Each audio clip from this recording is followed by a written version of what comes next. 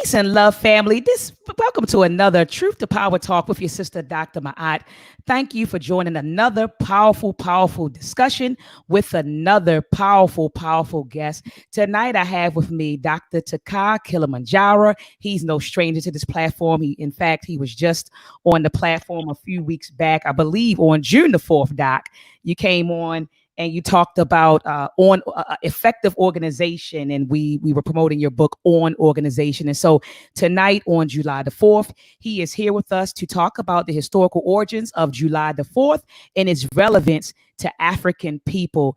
Dr. Tdka Kilimanjaro, how are you, Baba? I'm good, Dr. Maat.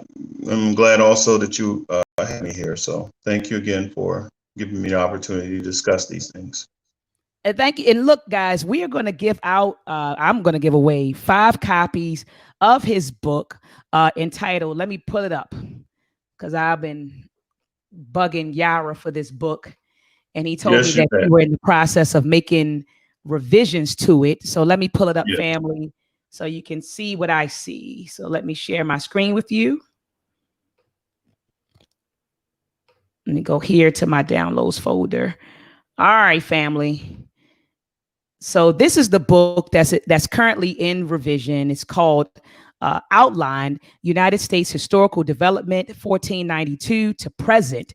And so what I'm going to do is grab 5 copies from Dr. Tdka Kilimanjaro, and I will be handing 5 copies of his book out tonight.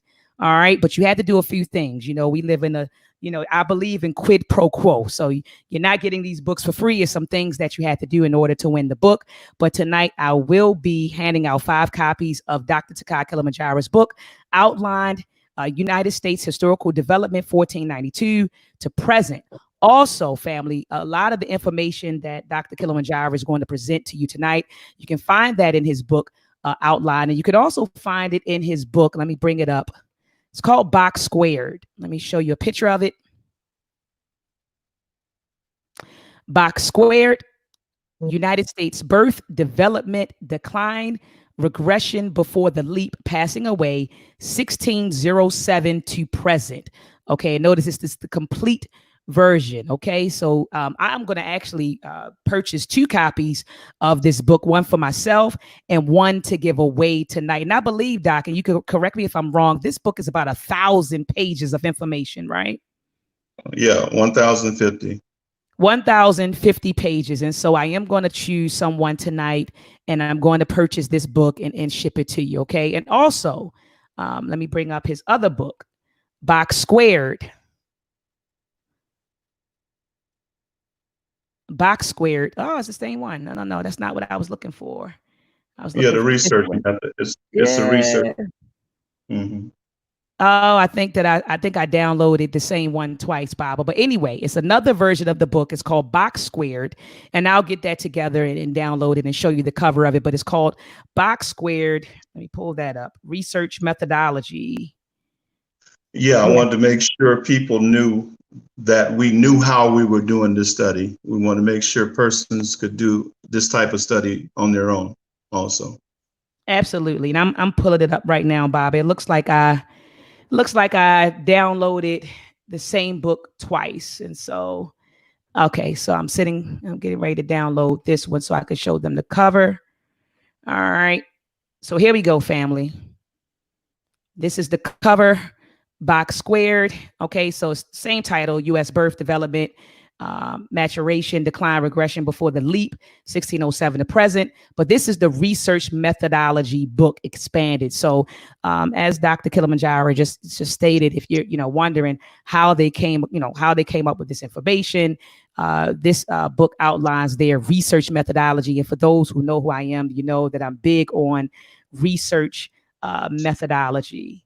All right, so let me stop sharing my screen. Thank you so much, Baba, for coming on. I see people are coming into the chat room. Family, please share this video. I want to fill this chat room up. Baba's going to bring a lot of powerful information, and we need to get this information out to the people. And so please share right now. Take a moment to share this video on your social media pages. I know some people are on Facebook, some people on Instagram. Share this video on your page. Be sure to also thumb up the video. All right. Thumb up the video and subscribe if you haven't. So thank you so much, Baba, for coming on. You're welcome, dear. All right. So let's get to it, Baba. You know, you got a lot of folks running around here celebrating the 4th of July today. I saw fireworks. Look, yesterday, Yeah. Baba, they started in my neighborhood. Last Yeah. night, I could hardly sleep. I'm hearing fireworks go off, and you know, fireworks are going off yesterday and today, and I know I'm going to hear some tonight. And so you have, you know, white folks out there celebrating. I even saw a lot of black folks on social media celebrating July the 4th and wishing each other a happy 4th. And so I know for me, Baba, I don't celebrate the 4th of July. Many years ago, I read the book European Holidays, African Menticide by our ancestor, Esheka Musa Barashango.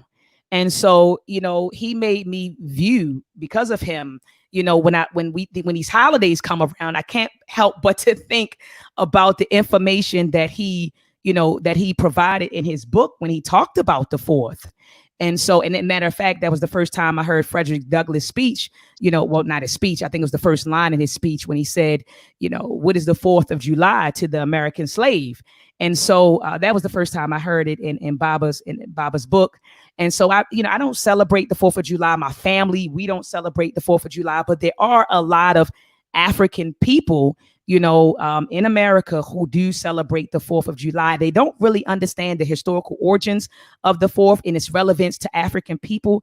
And so that's why I found it imperative to reach out to you so that you can teach them about it, Bob. And I know that you've conducted extensive research on it and wrote, you know, 1,000-page book on it. So I figured, let me reach on out to Dr. Kilimanjaro so that he can bless the people with this information. Well, I'll do my best. All right, Bob. So where do we want to begin, Bob? Are we going back to 1776, Bob, or are we going back before that? We should go back before that. We should let persons know. I mean, the book is box square. This is the 1,050 page book. But it sums up the whole process leading up to it. I'll give a cliff note summary of why it's important to know this information. How is this country settled in the first place? That's the most important thing that you can work with before you even get to how the whites gained independence from other whites in Britain. And so what I want to do is spend a few minutes just talking about how we got to this point. Clearly, everyone knows, if you put up diagram number 1, everyone knows that Europeans got on ships and, you know, sailed the ocean, 1492, Columbus, and moved into the Caribbean island area and ultimately South and Central America and then North America. Everyone knows that. And so in the process of them doing that, they moved into a place where populations were already here. You're talking about the Western Hemisphere. You're talking about the continental area of North America. You're talking about the Central American area. These are names that the whites gave this, and South America and the Caribbean. The whites moved in 1492 and then initiated a process of genocide against the native populations on the islands. The best book that shows a picture, at least presents a picture of wood carvings of this, is Bartholomew de las Casas' book. He was a priest who was overseeing an enslavement process in those islands, and he was describing why they brought blacks in after they had literally worked the Indians, Chechemicans, to death, and they brought the blacks in, in order to do labor there, and that laid the foundation for black folk being utilized throughout the Western Hemisphere. Now, having said that, this is a murderous process. You're talking about black people in the Caribbean island having literally a 7 or 8 year lifespan from the time they were enslaved to the time they reached 17, 18, 19 years old, 20. They just worked them to death. And this whole process of working in the death took place not only in the Caribbean, but also in the in Central America and South America. Mexico, Ecuador, what became Peru was the Inca Empire, El Salvador, what became Colombia, Brazil, etc. All these areas, the white people murderously killed the Chechemicans or the Indians, as many of them as they could, trying to work them to death in these mines. And then they brought black people over to do the work. And that's why we're in these areas right now, in these terrible conditions we're in Colombia, in Brazil, throughout the Americas, Mexico, etc. We're in these terrible situations because these whites dragged us over here and enslaved us. The United States what became the United States has a different and an even more brutal process of chattel slavery, starting in 1619. But keep in mind, the slavery process had been developing from 1492 on in. And so it was not an accident that the whites in the British colonies in what became the United States transitioned from indentured servants of white people doing some work, contract laborers, let's say contract enslaved populations. They weren't chattel slavery, but they were on a contract for 7 to 8, 9, 10 years, something like that.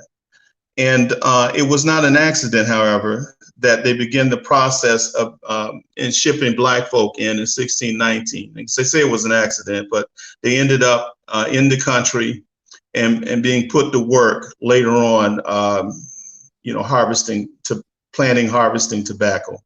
And at that time, in the early 1600s, tobacco literally became money, the money system for what became the United States. Tobacco was. It was just that valuable in exchange for the Europeans in Britain and throughout Europe. They wanted to smoke their cigarettes and cigars, etc. I say all that to say, it's important to appreciate that black folk were at the foundation of the entire economic system for the whites. Throughout the islands and throughout South, North, and Central America and the Caribbean. You have to get that established. Not only the United States, what became the United States, but Canada had enslavement of Africans also. It was just a different form, and we'll be able to discuss that process if you ask questions later on. But you see the diagram that we put up. We show you that feudalism was collapsing. This is good to understand what was taking place. A social system that collapses always regresses back into the one that was before it. This is one thing that our people have to study and carefully understand too. And this is why I tell you to really get an understanding of what's happening now in this system as it regresses back. Feudalism regressed back into slavery or indentured servantry for whites. And all they did was transplant that into the other parts of the world that they were being forced out of Europe into. Let me say that again. They transplanted the social system they had regressed back into. The prisons were filled with whites. Whites were sick from flu and plagues. The social system had collapsed in these European nations, Western European nations. And this is why they were forced to get on boats, not only to go to the Western Hemisphere and seize what became Canada, what became the United States, Mexico, Colombia, the Caribbean islands, Jamaica, Cuba, etc., Brazil, Colombia, but they also seized New Zealand. They also seized what became Australia. They also seized parts of Southern Africa. They went into India. They moved throughout the world, wherever the Pacific Islands, and even what you call Hawaii now. They seized all of this. And literally because the system that they were under was collapsing and they were going to seize other people's land and the resources that came with it. So I had to say that just to put you in a position to understand what you're dealing with when you're discussing independence movements for whites. They were not including you. They were not thinking about you in that way. You were thought of as an animal. They called it chattel, but you were thought of just like an animal to do work. And so by 1619, between 1619 and 1700s, you have the embryonic development of a dual economic system in the North and in the South.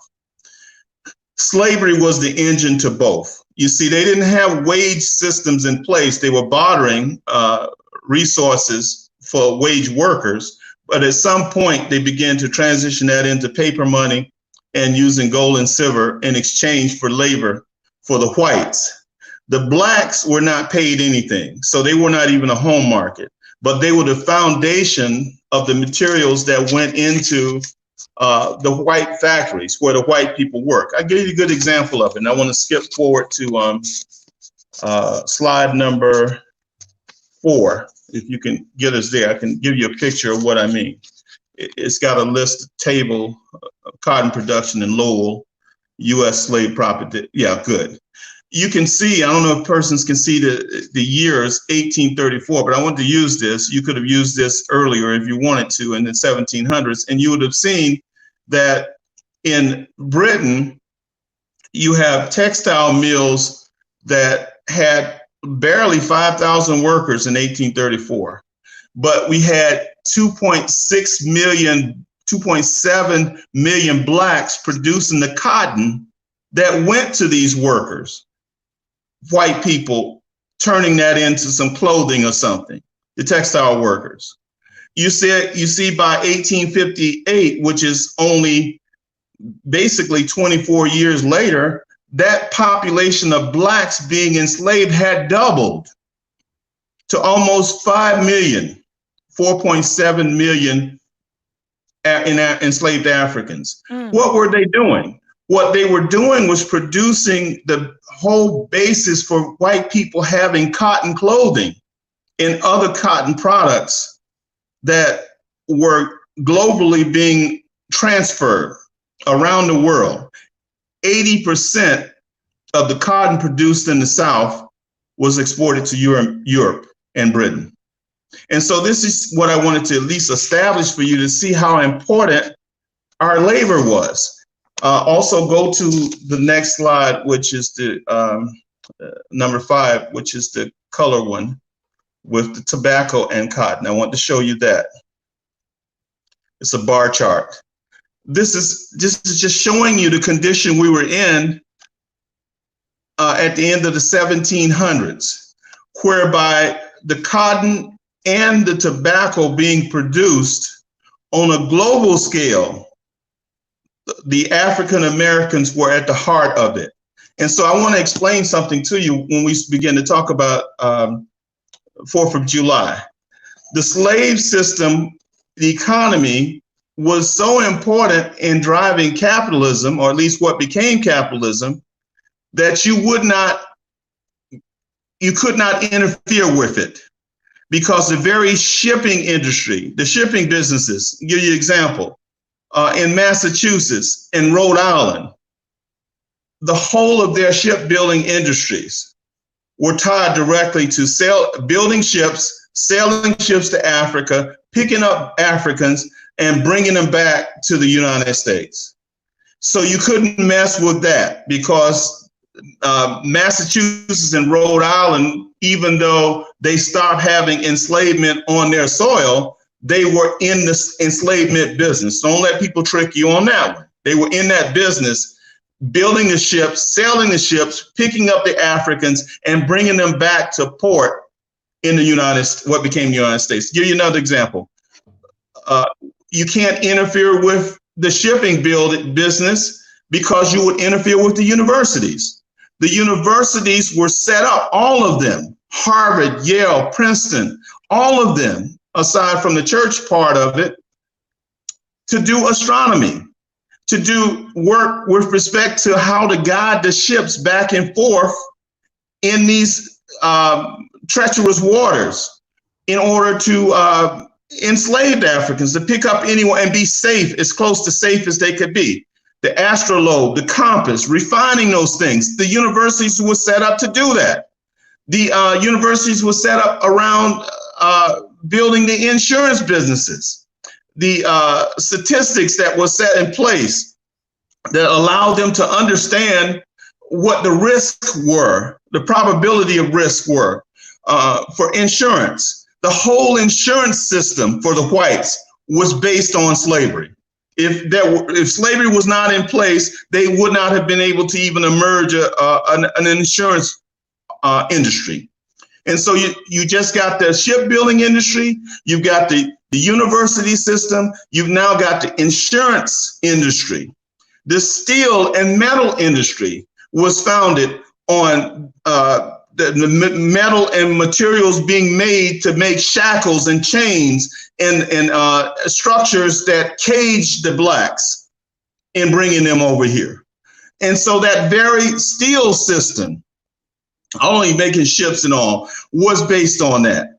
And then the engineering process tied directly to the universities and the astrolabes, et cetera, and the building that went along with that for slavery, that too was linked into the slave process. So before you even get to dealing with the food and fiber, that's at the foundation of why they were seizing us and carrying us around the world and working us to death, you see that the very infrastructure, the educational system, the shipbuilding industries, the insurance industries and companies, et cetera, the engineering, all of that, their very economy. Now I'll take you to the food. You're dealing with cotton for the clothes. You're dealing with sugar for their sweet tooth. You're dealing with cigarettes for tobacco for their desire to smoke and get the nicotine. You're dealing with all forms of food products that the whites needed. Black people are producing this, and even the liquor that they would say they were trading with the stupid black chiefs who were trading with them. Even that the blacks produced. The rum, the alcohol, the blacks produced that. And so every single thing that they were calling their economy, the black people were producing it. And I'll give you one example about the medical industry. What became the medical industry? What's at the basis of the medical industry? Well, at the core of the scientific element of it is Gray's Anatomy. Most people know about Gray's Anatomy because it's a huge book. It has in it these drawings, major drawings of different elements of the human body, the 9 systems, and also piece by piece, the bones, the skeletal system, the muscular system, the organs, and all of that. They have that drawn. Where do you think they got that from? They got that from dead bodies from black people that they cut up, cadavers and other things, and use that in order to draw those pictures, in order to set up their studies, in order to put themselves in a position where they could build a medical industry. I've got 3 or 4 books that you can go and study this on, but one that's key is, I think it's Ebony and Ivory. You get that book, you really just spend some time on this, and you'll see that every single thing that built this country's economic and foundational system, and I'm not even talking about the culture yet, was tied to slavery, the enslavement of Africans and the working them to death. So even before you get the 1770s, where the whites are trying to make a decision, this is why I had to tell you this, are trying to make a decision on how the whites here, the 13 colonies. So I want you to go to number 2, diagram number 2. Before they even got to the 70s, where they were making decisions about whether or not they wanted to continue to be middlemen or they wanted complete control of this process. And that's what that was about. They were the British and the French had been fighting a 100-year war. The British won that war ultimately. And the story goes that the crown wanted to place the taxation and everything for that war. They wanted to tax the colonies in order to pay for it. And so the 13 colonies. It was, I think it was originally 11, and one which was New Netherlands got split up into two, which was New York and I think it was New Jersey. And so that's how they got 13 colonies. But having these 13 colonies in place, they were going to tax them. They were trying to tax them in every way that they could in order to, get resources in order to pay off these bills. The other part of it was they didn't want them to move across the Appalachian Mountains. They didn't want them to move across the Alleghenies. They didn't want them to move across that into that fertile soil on that other side near Mississippi, because they knew they couldn't control them. I'm talking about the British now, if they had moved there. And so this was their primary drive to control those colonies and continue to have them as middlemen. And what I mean by that is the white people over in the 13 colonies were literally the ones enslaving the blacks. And then they were, the British were just getting the resources from that. The whites in the colonies wanted to get those resources completely, directly. And they also wanted freedom because they had also gotten the resources military wise in order to defeat the Indians of Chechemicans and take this land from them. They wanted to be able to do that. But the British did not want them to be able to get across those mountains and to begin that process. Now, I wanted to lay that out because most people don't appreciate that during July the 4th, 1776, blacks were working. They were working in Georgia, South Carolina, North Carolina, Virginia, Pennsylvania, New York. They were working still. You see, they didn't get any time off. There were blacks who were used to fight on the side of the British, and there were blacks who were used to fight on the side of the United States, what became the United States. It still was the 13 colonies at the time. So this was not a revolutionary war. This is the second thing I want to tell you. This was a national liberation war. It wasn't a nation yet, but these were colonies bonding together, forging together, 13 of them, that laid the foundation for a nation. They weren't a nation when they began to fight. They only became a nation after they won. But I only bring that to you is you can't discuss it in the context of a revolution when it was no revolution. It was just a battle over two parasitic classes, one being what you would call bourgeois, but essentially the capitalist class in the United States, and a feudal class in Britain.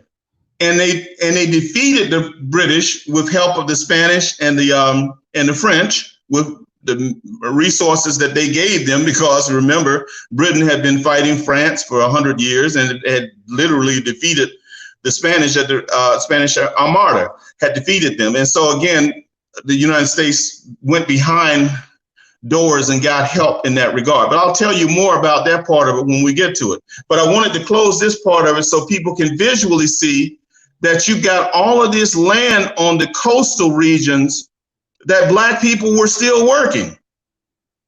You know, in the process of discussing this, we have to know that really you're not celebrating the Independence Day because the independence was adopted on July the 2nd. Okay, the Lee-Adams Resolution of Independence was adopted on July 2nd. The article date of the Act of Independence, the Declaration of Independence, which explained the act, was July 4th. Now, the July 19th date, 1976, the Second Continental Congress met in Philadelphia and proclaimed the existence of the nation. So the nation did not come into being on July 4th. So that's another misnomer and another mistake that, you know, people are confused about. It did not come into being on July 4th. It was only formally written into being and proclaimed July 19th. So I've said three things that you should know. Africans built this country. So whatever celebrating we do, we should know that we're celebrating. I'm not talking about the 4th of July, but celebrating the fact that we're the ones at the foundation of building this country. Number two, the fact that the colonies were forging their relationships with their mother country and ultimately got in a fight over it. We didn't have anything to do with that.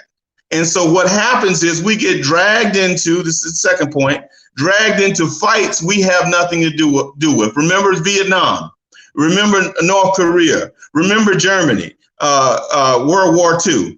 We couldn't even vote. We couldn't even sit at lunch counters. We get shot down in the street. We didn't even get a chance to go to school. We were treated like animals in the 1920s and 30s. We were lynched on every tree. And yet and still, there we were in World War II being cannon fodder for that Germans and other nations. And so I say all that to say, we moved that forward into North Korea and the whole discussion around Vietnam. We were over there trying to kill somebody for these whites. And we did not have the rights that they were saying that they were providing for the populations as they murdered them and dropped Agent Orange on them and poisoned them in every way that they could. But they had us over there fighting these wars. Now, obviously, you know what happened in Iraq. We were over there with that. So we've been in every single situation where these people have gone around murdering people and destroying their lives, and yet and still we're not fighting, or not openly fighting in preparation for our own lives. And so that's why the important part that we have to discuss is what was happening in these colonies, on these plantations with Black folk, while this independence process was unfolding, while they were fighting their so-called Revolutionary War. And that gets lost in the discussion. So I've led you up to it by establishing that the whole foundation of this country was built literally on the backs of Black people. In the book, we go in detail in every single industry, showing you basically how they wouldn't have had an industry if we hadn't been doing the work. The raw materials that came out of those industries fueled the Industrial Revolution. We literally accelerated the Industrial Revolution for Europeans, because without those raw materials, they would not have had the machines and the improvements in the machines from the raw materials that were being utilized from us producing them. And so we laid the foundation for the acceleration of their Industrial Revolution. And yet and still, we'll discuss later that we got nothing out of that. Whew. Baba, I mean, I'm looking at the chat. People are like, teach Baba. They said, no doubt. They said, respect to the Buffalo, New York. They said, thank you for speaking on this. Baba, that was a whole lot. I mean, you drove home a lot of points. You know, you said, we built this country. We built this country. So when we say it, we're not just saying it to feel good. We're saying it because it's true. You know, we built this country and got nothing for it, Baba. Got nothing in return for it. We're still building this country when we lend to them, or when we labor for them, when we give them our talents and our abilities, our skills. We're still building this country and assisting with the maintenance of this country, Doc. And so thank you for that. Woo. And someone asked in the chat room for the name of your book. Again, it's called Box Square, brother. I'm looking at brothers from the UK. Baba is holding it in his hand. It's called Box Squared. Okay. Brothers, yeah, it goes into detail of what I'm talking about. And obviously, in a 30, 45-minute discussion, there's no way that you can explain each industry. We went over each industry in which these whites were working us to death for nothing. We didn't get paid anything.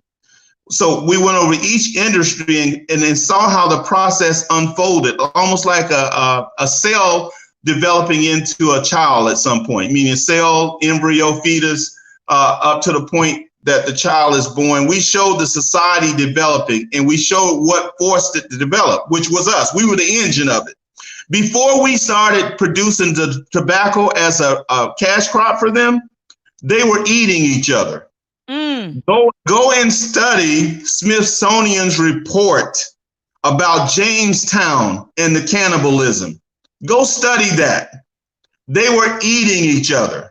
Jamestown, Virginia, 1609 to 1612. Go and study the Smithsonian report, not from Tdka Kilimanjaro. Let's just go study it. And you'll see they were eating each other. They did not have the resources to stand on their feet, to stay alive. And at some point, I mean, obviously, they started to kill the Indians and steal their land and burn them out. The whole process. I laid it out: burning villages, killing the people in them, burning their crops, poisoning the water, looting and raping and pillaging, unequal exchange, spreading diseases with smallpox blanket. All of this is written in the documentary record. Signing treaties, knowing they're going to break them. They broke every single treaty leading up to the 1890s that they signed with the Indians. They broke every single one of them because they were only ceasefires to them. They were just waiting till they got strong enough to attack again. So our treaty was nothing but the ability for them to get a rest, get their reinforcements in, get set up for the next war. The Chechemicans literally never figured that part of it out. A treaty is nothing but a ceasefire when you're dealing with an enemy that's seizing your land. So you look and see that these whites wanted all of this land as they've been taking it. They've been methodically taking every single square mile of this land.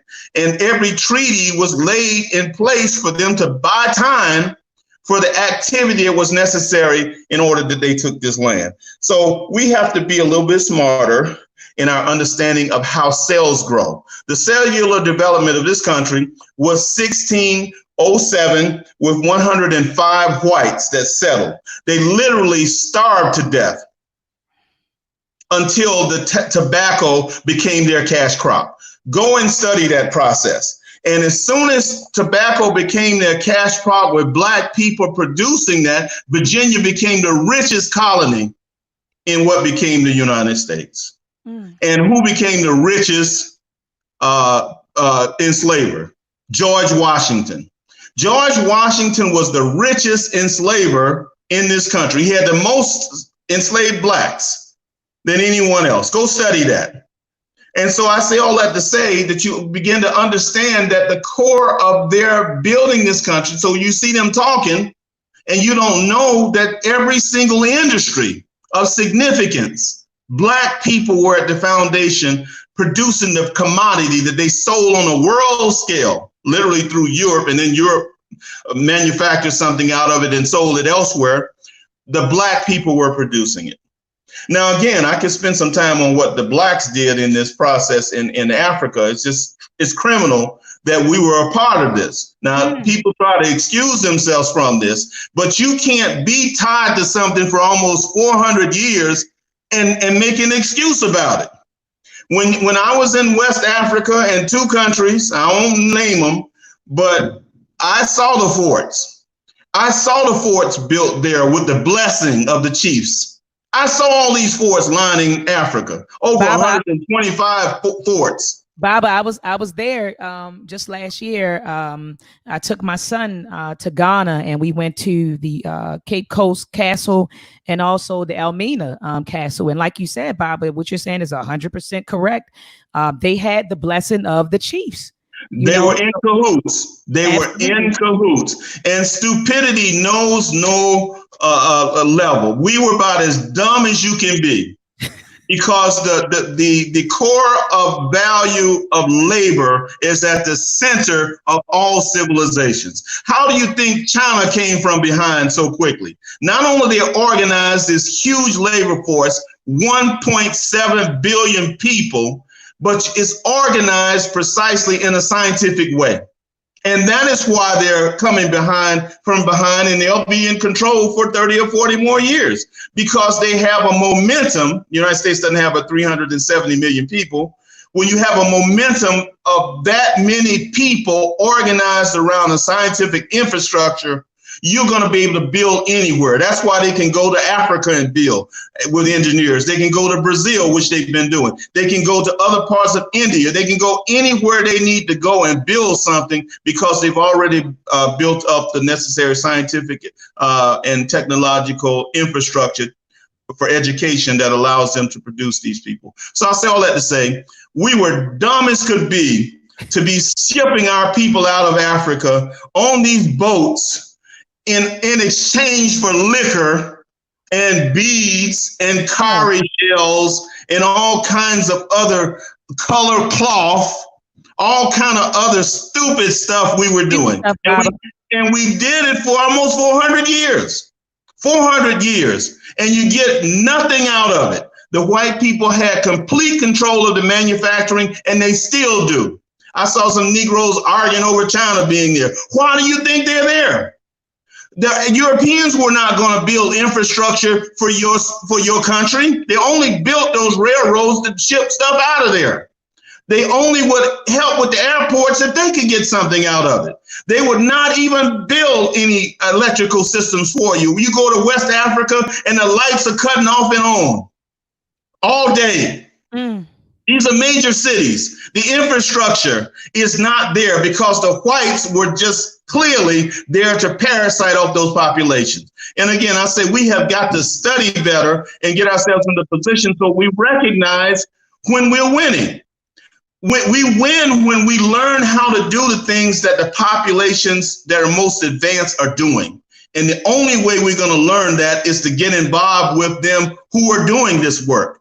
And the problem with Africa that I've seen is they don't attach to those contracts with the mineral resources and land, et cetera, with China and other places. They don't attach this labor agreement that forces these countries to train thousands of workers on the highest levels in engineering so that they can take over these areas and build trains and build train systems and build highways and build electrical systems.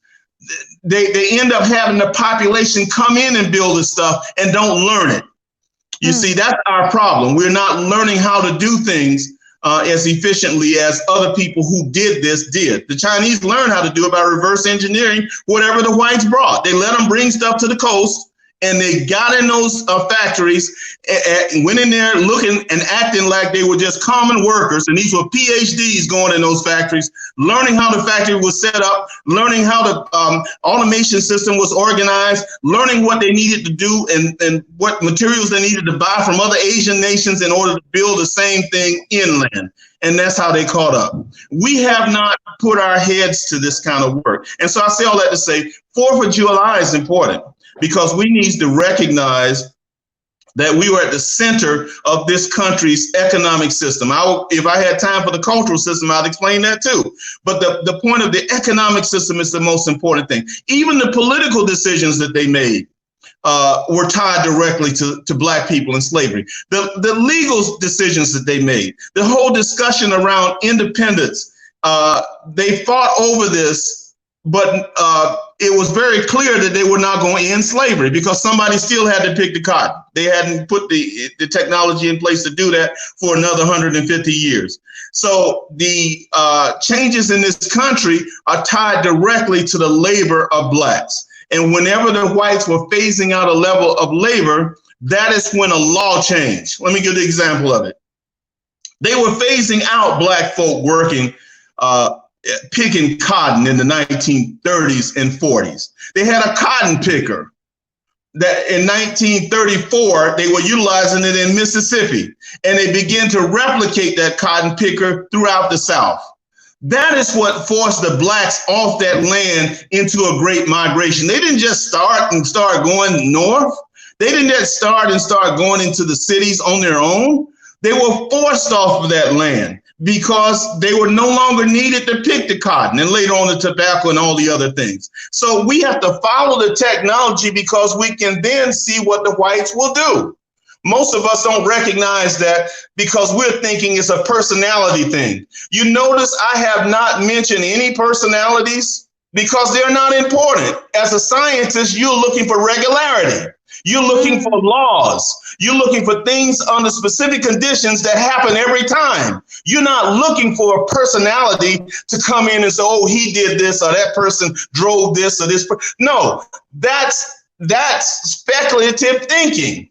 Scientists look for regularity and laws, social processes. What is happening that forced these people off this land? Well, the cotton picker was replicated and then mass produced and put on places in South Carolina, North Carolina, Georgia, Alabama, throughout Mississippi. And then they had to get the Blacks out of there. And once they got them out of there, the issue became, well, what are we going to do with them? Well, they had World War II. The issue then became, okay, we got all our soldiers out of here. We got to put them to work in these factories. They didn't start us up at the top at the factories. They started us in the factories sweeping up and cleaning up the mess.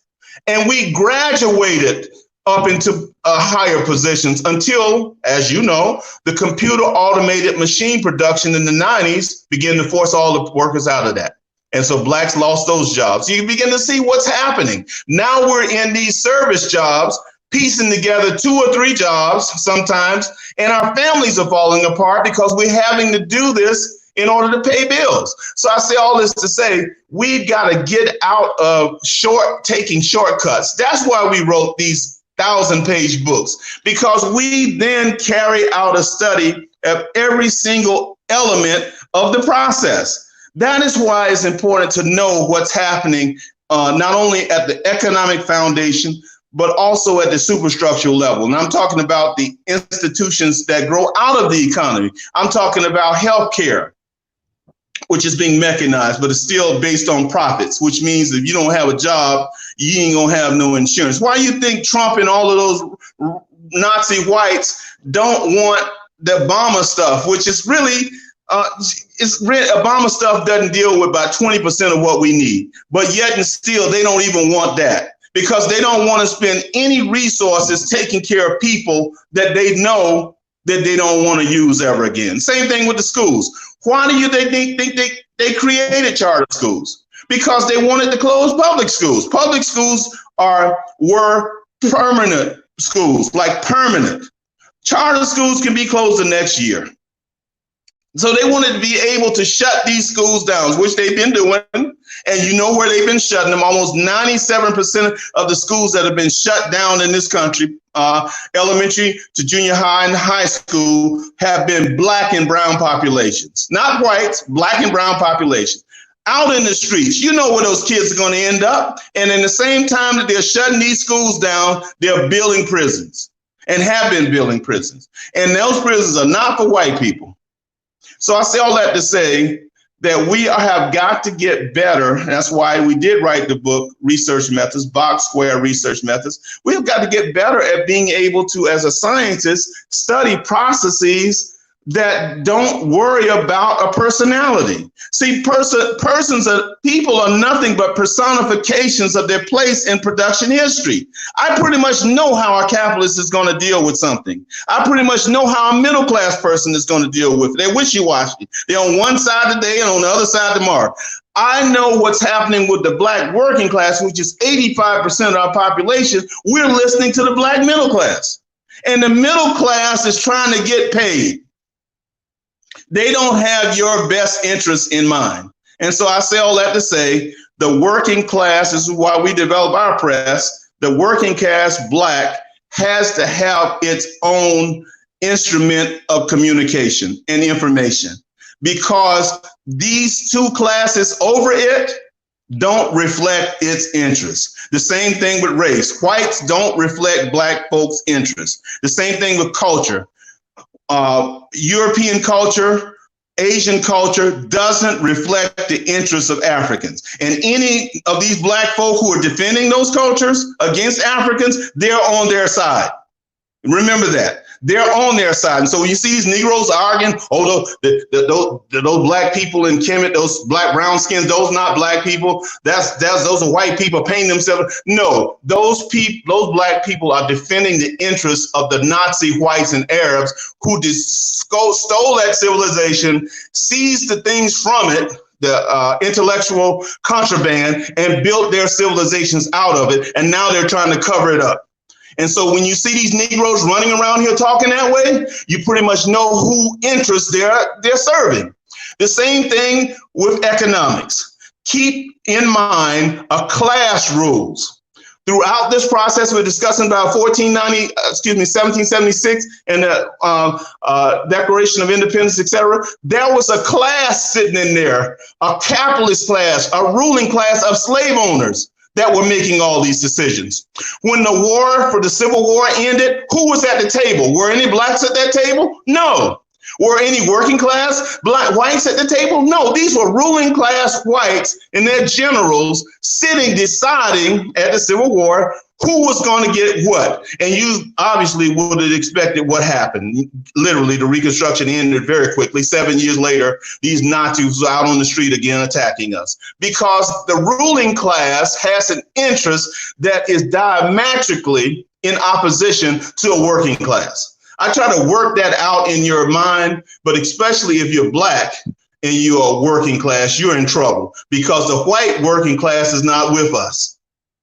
You see what I'm saying? They are in their own interest, thinking they're going to benefit from this class of white. Just think if we were not here, they'd be having a civil war right now. The only thing that's holding that together is them, the ruling class being able to blame us for what the white workers not getting.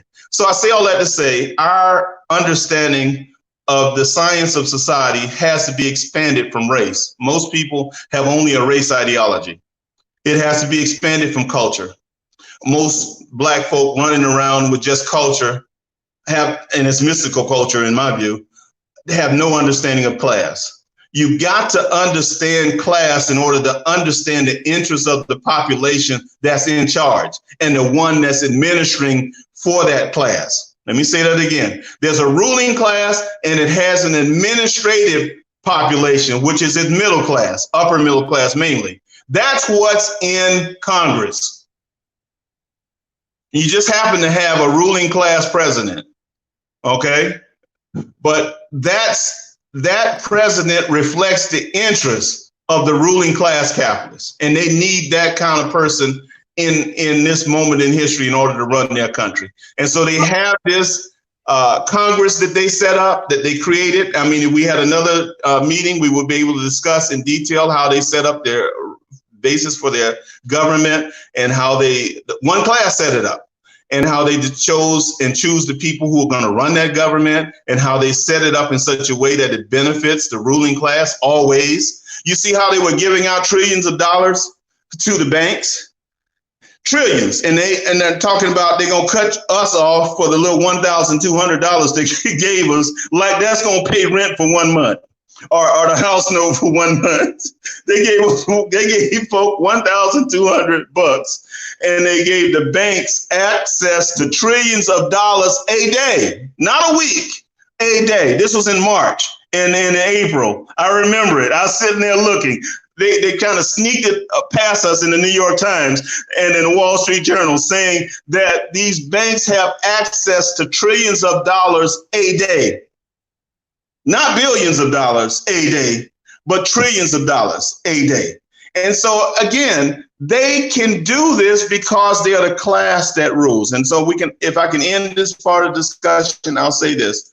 We should not be involved in any holidays that the white people set up for themselves. We should only benefit by taking the time with our families to build some kind of relationships with them in order to prepare for what's coming.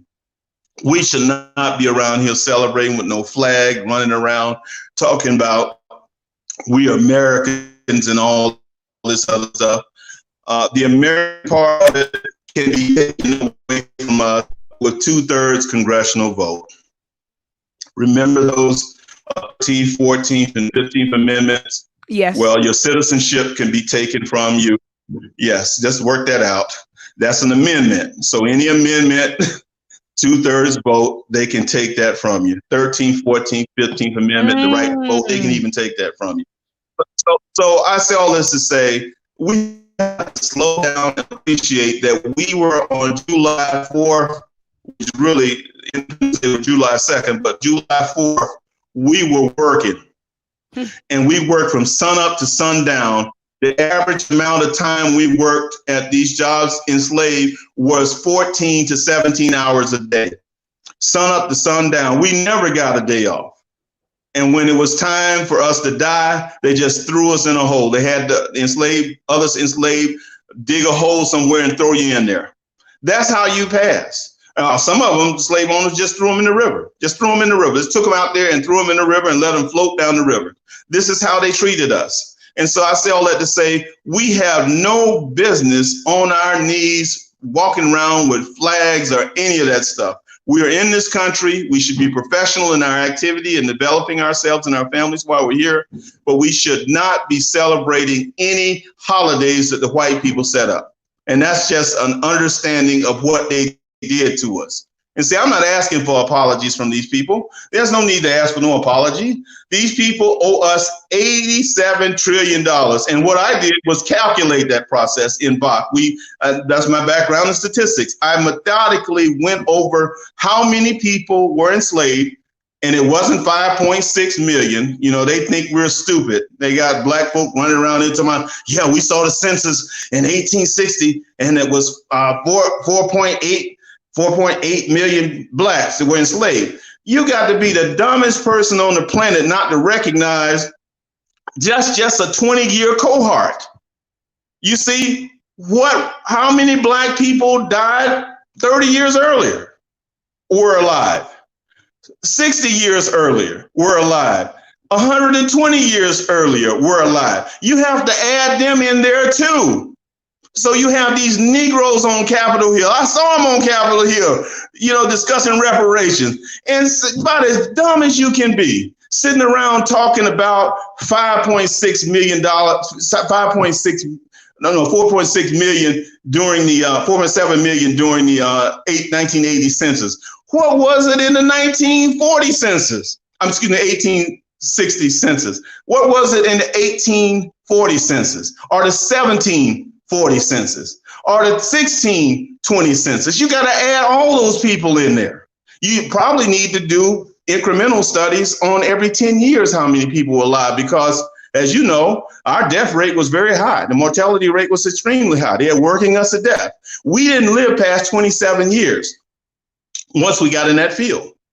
So they weren't burying old people. They were burying young people they had worked to death. So no, we have got to be smarter. And this is one thing that I push, Dr. Maat, scientific literacy.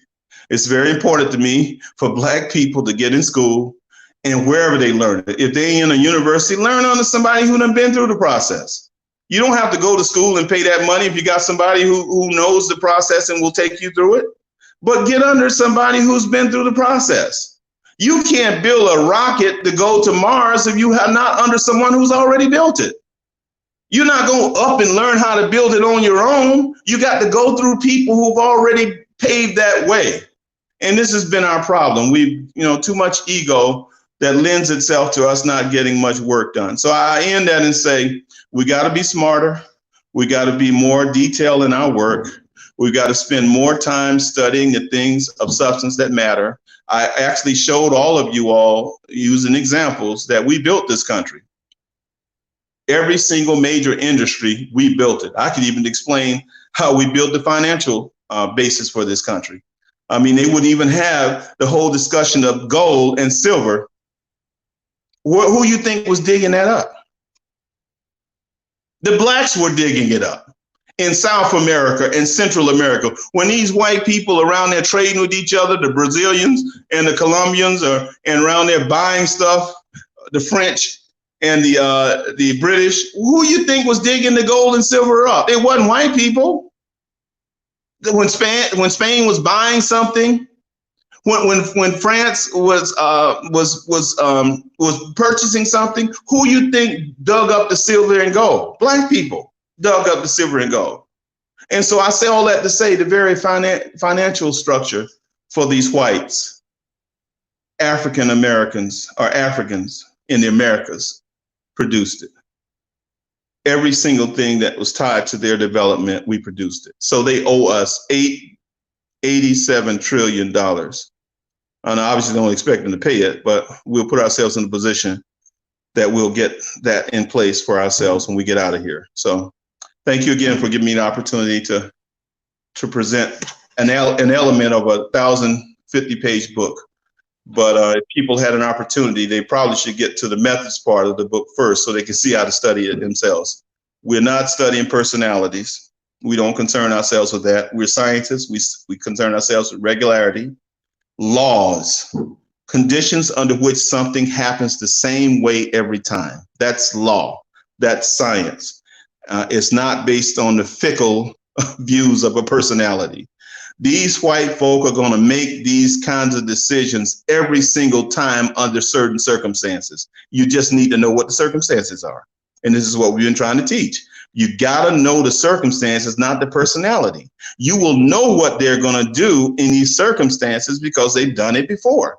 They've done it each time.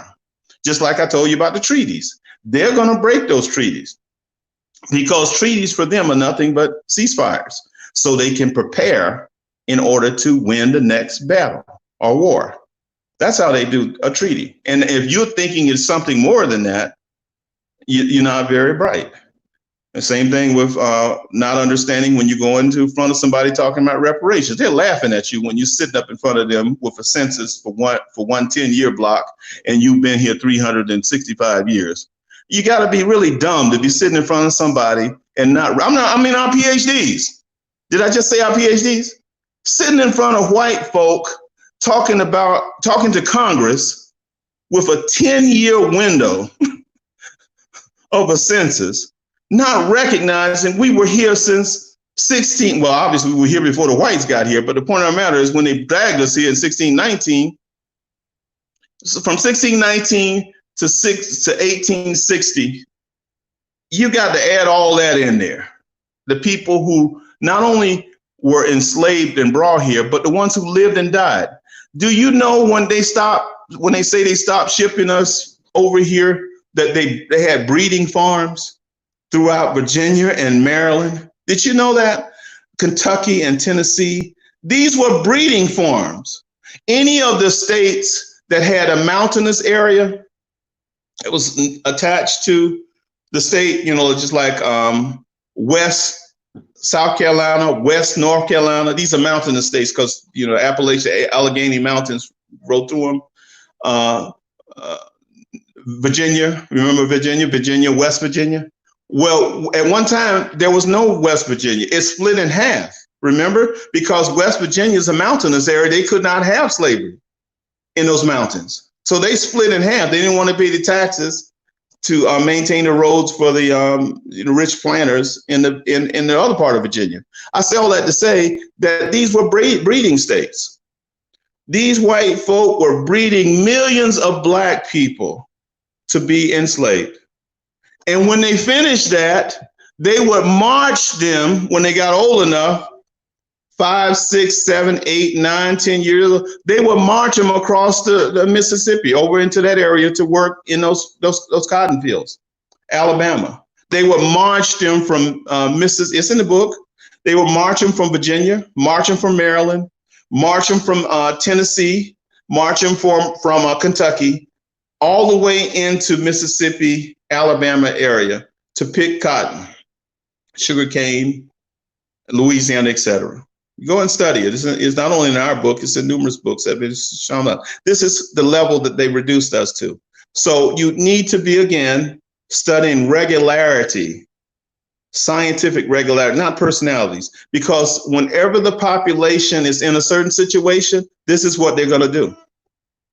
You got to know it. You got to know exactly what they're going to do in order for you to know with some certainty what you need to do. And so when I'm talking to you, I'm talking about certainty. I'm not talking about personalities or fickle relationships, or who was the president the year before, what Obama was going to do and all that. This stupid stuff. What are the conditions? How have they acted under those conditions in the past? How must they act now? And then as a result of you recognizing how they must act, know what you've got to do. That's what we got to teach our people. Thank you again. Look, Baba, I'm over here like, whoo, like I wish I had like the sound effect. I had to get a sound effect where bombs just go off when I have a guest. Dr. Kilimanjaro, you drop so much knowledge. I mean, everything you said was like, it was dead on. It was dead on, Baba. And you're right. When we study history, in order to get an understanding of what and I know you probably hear the fireworks in the background. Remember I said, Baba, in my neighborhood, they've been nothing but fireworks. I was hoping that wasn't you. I was hoping that wasn't you with your fire. Bob, it's me. It's me. And I know the family probably hears it in the background because I have my window to my left and it's open. And so they got the fireworks going off. Boom, boom. So anyway, Baba, you know, you dropped a lot of information and you are 100% correct. In fact, when you were saying some things, I started thinking about Dr. Amos Wilson, his book, Falsification of African Consciousness, and how he talked about studying history with the purpose of empowering ourselves, you know, by knowing, like you said, by knowing. So if I know my history, I know what's been done, then I can prepare for what's coming next with certainty, you know. And so that was very important what you said. And I also want to plus one thing that you said earlier when you talked about how the Asians were able to get ahead, and you said they did that through reverse engineering. A colleague of mine, his name is Dr. Kevin Cornegay. He's going to be on the Asar Imhotep YouTube platform on July the 8th at 8 p.m. And he's going to discuss reverse engineering. And this is a colleague of mine who also teaches at Morgan State University. He has a huge lab at Morgan State University. He will be on Asar Imhotep's platform to discuss reverse engineering and how it's done. And so I'm looking forward to that dialogue on Wednesday. But thank you so much, Doc, for coming on. I'm looking at the chat. People say, someone said it's everywhere. Boom, boom, boom, with bombs in the chat room. Thank you so much, Doc, for coming on. Family, don't log off yet, because again, I'm going to give out 5 copies of Dr. Tdka Kilimanjaro's book Outline. Let me bring it up, Doc. Let me bring it on up and let me share. Well, yeah, that's important. That book is important because it's the skeleton of Box Square. We always do the skeleton, the framework for our books. We always do them in outline form to establish what is called chronology, historical context, and then logic. You see, when you're scientifically laying out the study of anything, you have to establish the time of it. You have to establish the context by which that time grew into something, which is historical context. And then you have to sum that up in logical statements. Logical statements literally end up being theoretical formulas. You see, most people don't recognize that in the final analysis, when you end up with these formulas that are tied numerically to numbers and symbols, that's nothing but a logical summation of some history, a historical context of a process.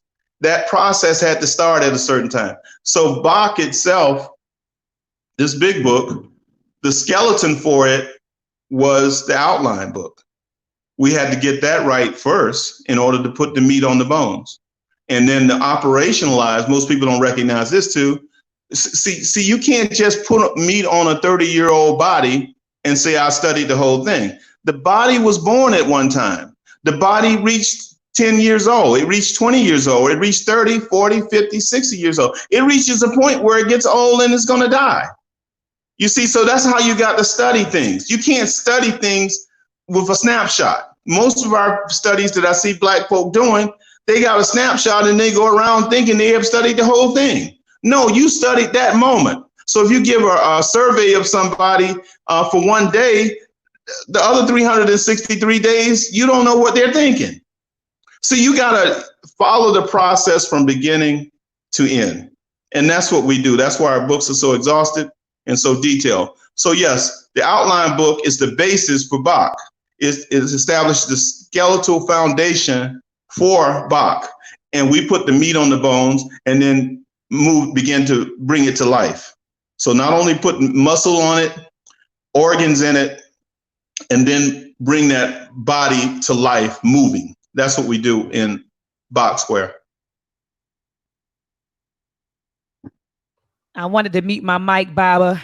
So while you were speaking, because the fireworks, I'm telling you, when we get off of this, when we get off air, I'm going to put my window down and take my butt downstairs where it's cooler and try to keep the noise out. But family, at this time, I'm going to give out 5 copies of Dr. Tdka Kilimanjaro's book, Outline United States Historical Development. But this is what I'm going to do. I'm getting ready to get my notepad. Let me grab my little notepad here.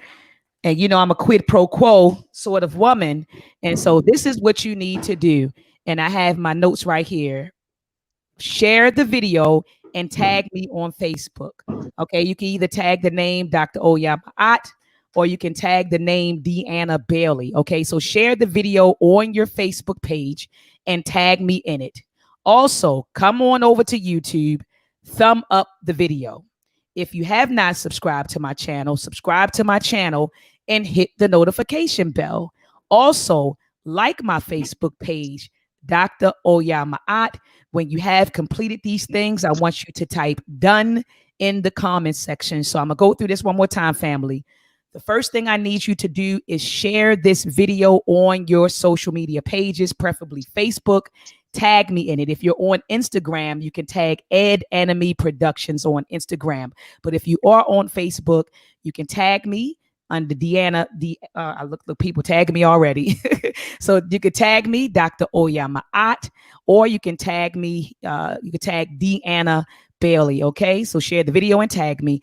Then I want you to come on over to YouTube, thumb up the video. Thumb up the video. After you leave, or don't leave YouTube, subscribe to my channel if you have not already. Subscribe to my channel and hit the notification bell. All right. And then like my page, my Facebook page, Dr. Maat. And once you have completed all of these steps, I want you to type done in the comment section. Now, I want to be clear. I'm going to check. Okay, when you share the video and tag me, I'm going to check. I'm going to check to see if you like my page. I'm going to check these things, family. Okay, so make sure that you follow the directives. All right, and then type done in the comment section. And in the next couple of minutes, I'm going to announce who is going to get the 5 books. Doc, did you want to run or did you want to hold tight?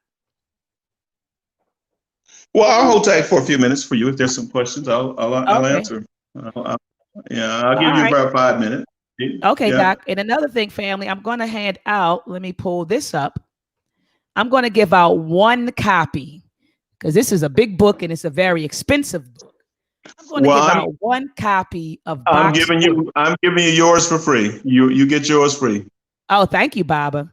Thank you. So look, I have 1 copy. So I'm gonna give out another copy. Okay, Box Squared, the United States Birth and Development, Decline, Regression Before the Leap, Passing Away. I'm going to give out 1 copy of Box Squared. And again, the family, you have to share the video. You have to tag me, thumb up the video, subscribe to my channel, hit the notification bell, like my Facebook page, Dr. Maat. All right. And once you finish these directives, type done in the comments section. All right. So I'm going to look now and I'm getting ready to announce the winners in a few minutes. Well, thank you again, Dr. Maat, for everything you've been doing. I do appreciate your work, and I will certainly be supporting you in the way you've supported us. Oh, no problem, Doc. Thank you, Baba, for coming on. I mean, I appreciate everything that you're doing, and I just want to get the word out there. I mean, you and your team are doing a wonderful job, and you have a lot of great works. And I just want the masses, to see this work, Baba, just to get it in their hands and read it and study it, and not only read it and study it, but implement these things, that you're showing us. And so, Baba, I appreciate everything that you have done, and I appreciate your support, and I appreciate you coming on the platform. I know you are a busy person, and I know you've been exhausted. Your university is going through accreditation, and I know that that's a very tiring process. My university just went through accreditation. We just went through accreditation during the spring semester before COVID hit. And so we were, our accreditation was renewed for another 5 years. And I know that's a very tiring process, not only for faculty members, but for people that are in key positions, our chair, our deans, our associate deans. It's just a very tiring process. And so I know your university is going through it. And so again, I thank you for taking time out of your schedule to be with us this evening. So I'm going to look. Okay. People said I've already done it, been done.